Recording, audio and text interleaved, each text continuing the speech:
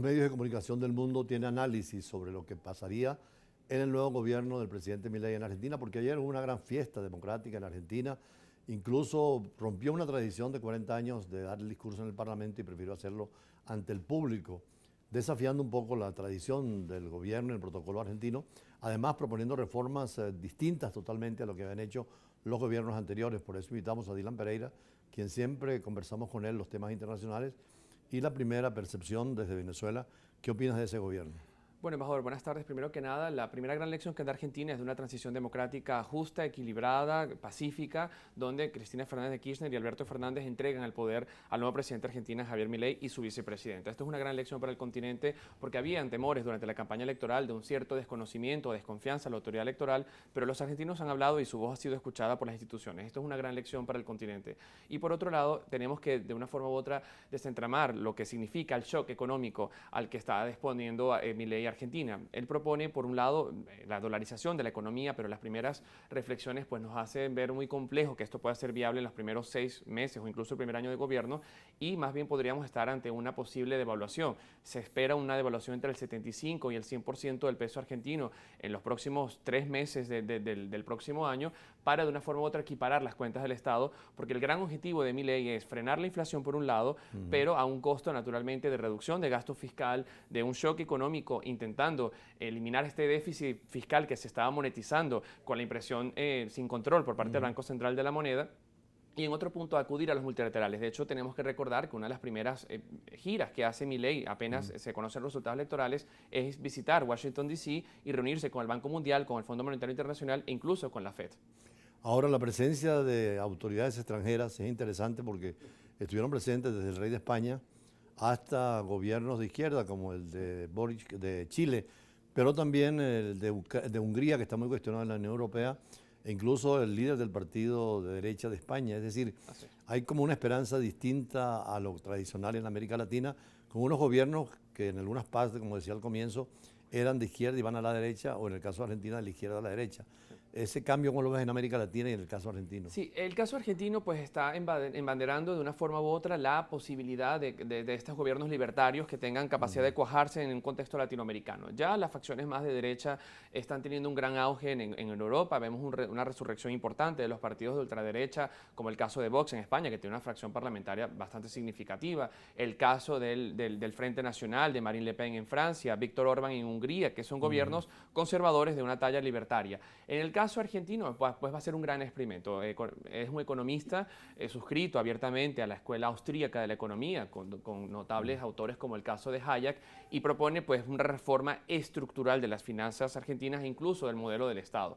Hemos visto una reducción de 18 ministerios, tenemos hoy en día nada más 9 ministerios en Argentina, hay una reducción fiscal importante, se espera además, embajador, que logre hacer maniobras financieras para que estos 25.000 millones de dólares que están en letras y activos y bonos que están esparcidos en la banca comercial argentina, que él considera que genera una fuerte presión inflacionaria, van a ser reducidos. Hay generar un espíritu de reforma que además va acompañado de este libertarismo que está embanderado y que además tiene una gran posibilidad de replicarse en el resto del continente. De hecho, incluso líderes que ya no son presidentes, como el caso de Bolsonaro, estuvo presente en la toma de posesión y se marca en este espíritu de reforma de la izquierda tradicional latinoamericana.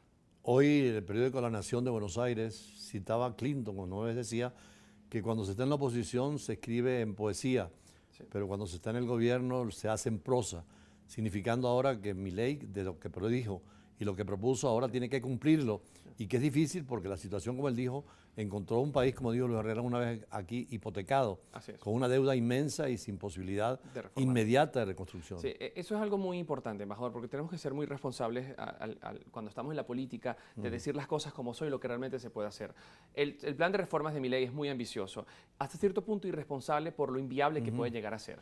Por un lado, la dolarización, como decimos, no es viable en los próximos meses, tiene un veto constitucional, tiene un veto en el Congreso. Milei además tiene la tercera minoría del Congreso. Eso es importante, que es un triunfo donde el presidente arrastró los votos, pero no tiene la mayoría del Congreso. No, y además en un país como Argentina, donde si bien es presidencialista, el Congreso tiene un gran poder. Milei tampoco tiene ningún superintendente de su lado, no hay ninguna alcaldía o gobernación que esté en el Partido de la Libertad Avanza. Y es un país federal. Es un país que tiene una capacidad federal importante. El caso de la Comunidad Autónoma de Buenos Aires, con 18 millones de personas, está en contra de Milei. Y esto no va a tener un impacto obvio en su capacidad de implementar gran parte de sus proyectos. Hay licencias que se le permite al ser un sistema presidencialista, como el caso de la reforma del Ejecutivo, que ya lo avanzó, pero hay reformas estructurales como la eliminación del Banco Central y otras reformas económicas que van a tener necesidad de autorizarse en el Congreso, sobre todo cuando se está esperando prontamente una reestructuración de la deuda externa con los multilaterales. Pero allí va a tener una importancia también el Congreso. Y además las alianzas geopolíticas están variando para Argentina.